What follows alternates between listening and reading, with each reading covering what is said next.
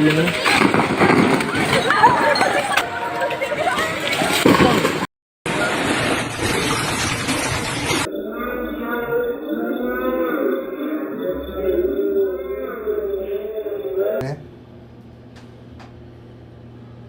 近起きたミャンマーっての Din muadto ko sa City Hall, then padung sa IT Park, ang unang sa mga daghan kay mga tao nagapundok.